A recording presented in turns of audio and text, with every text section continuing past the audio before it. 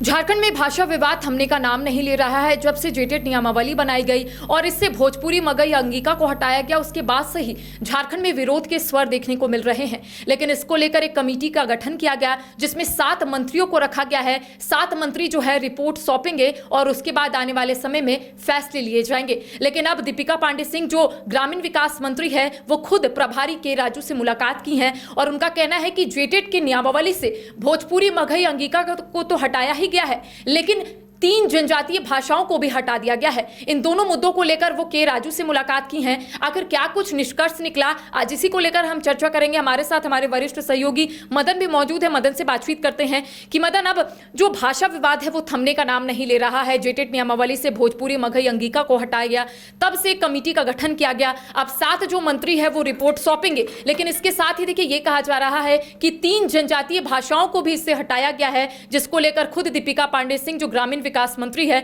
उन्होंने प्रभारी के राजू से मुलाकात की है। क्या कुछ मामला और इसके साथ ही के राजू ने क्या कुछ आश्वासन दिया है? बिल्कुल, देखिए ये लंबे समय से झारखंड में ये विवाद शुरू हुआ और चल भी रहा है कि जो जेटेट की परीक्षा है उसमें कई क्षेत्रीय भाषाओं को बाहर रखा गया। खास करके अगर आप देखें तो भोजपुरी, मगही और अंगिका भाषा को बाहर रखा गया। तो पलामू, गढ़वा और जो गोड्डा है, कई ऐसे ज़िले हैं जो बिहार से सटे हुए हैं, सीमावर्ती क्षेत्रों में हैं। वहाँ पर इन भाषाओं को जब दूर किया गया, तब सरकार ने इस विवाद को सुलझाने के लिए एक उच्च स्तरीय कमेटी का गठन किया, जो कि वित्त मंत्री राधाकृष्ण किशोर की अध्यक्षता में 5 मंत्रियों को इसमें शामिल किया गया। लेकिन 2 बैठकों में इस पर कोई निष्कर्ष नहीं निकला। जेएमएम कोटे के मंत्री और कांग्रेस कोटे के मंत्रियों का राय अलग रहा। तो फिर ये हुआ कि जब इतनी बातें इस पर हो ही रही है, तो जो 2 और खास करके जनजातीय कोटे से मंत्री हैं और जो अल्पसंख्यक कोटे से मंत्री हैं, दोनों को क्यों ना शामिल किया जाए। जो और अन्य भाषाओं की मांग उठ रहे हैं कि उन्हें भी शामिल किया जाए। तो अब 7 सदस्यीय उच्च स्तरीय कमेटी जो है वो बनाई गई है। जल्द इस पर निर्णय लिए जा सकते हैं। लेकिन आज जब मुख्यमंत्री हेमंत सोरेन से मिलने के लिए कांग्रेस के प्रभारी के राजू जा रहे थे, तो उससे पहले ग्रामीण विकास मंत्री दीपिका सिंह पांडे ने उन्हें अपने सुझावों से अवगत कराया, लिखित सुझाव सौंपा और उन्होंने कहा कि जो ये भोजपुरी, मगही और अंगिका है, इन भाषाओं को तो शामिल किया ही जाए। लेकिन सबसे दुर्भाग्यपूर्ण ये रहा कि जनजातीय भाषा, खास करके जो सूची है उसमें असुर, बिरहोर और मालतो भाषा को जो बाहर किया गया, ये सबसे दुर्भाग्यपूर्ण है। तो इन भाषाओं को शामिल किया जाए, ये मांग उन्होंने अपने प्रभारी से किया और ये मांगे जो है मुख्यमंत्री तक पहुँचे, सीधे कोशिश की है। सीधे तौर पर दीपिका सिंह पांडे ने कहा कि झारखंड की भाषाई और सांस्कृतिक विविधता का सम्मान करते हुए सभी जनजातीय एवं क्षेत्रीय भाषाओं को उचित प्रतिनिधित्व मिलना चाहिए। उनकी सोच, उनकी उपेक्षा राज्य की समृद्ध विरासत और भाषाई पहचान के साथ अन्याय है। ऐसे में इन भाषाओं पर समग्र विचार करते हुए 2026 के झारखंड शिक्षक पात्रता परीक्षा में एक तरह से इन्हें शामिल किया जाए और तभी परीक्षा आयोजित की जाए, ये मांग उन्होंने की है।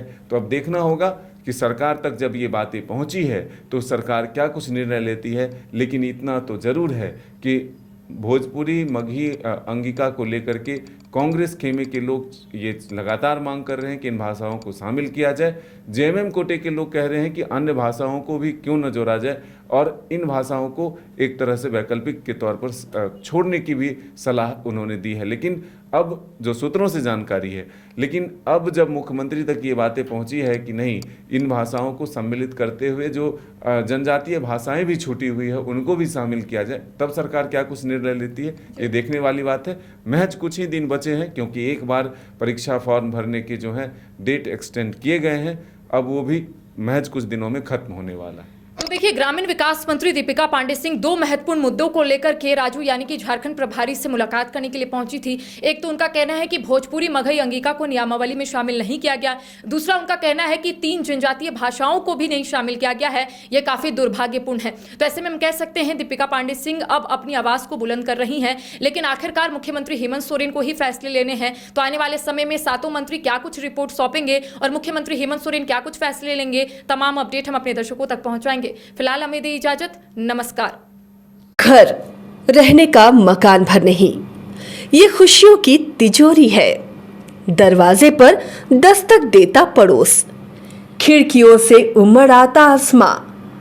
तारों में उलझी ऐसी ना जाने कितनी दास्तां कहती हैं चले डायमंड सिटी, एक सफर हम सफर के साथ अपने घर तक। Diamond city life long bonding, 500 से ज्यादा खुशहाल डायमंड परिवार। जल्दी करें, सिर्फ 200 फ्लैट बाकी। आज ही बुक करें अपना आशियाना।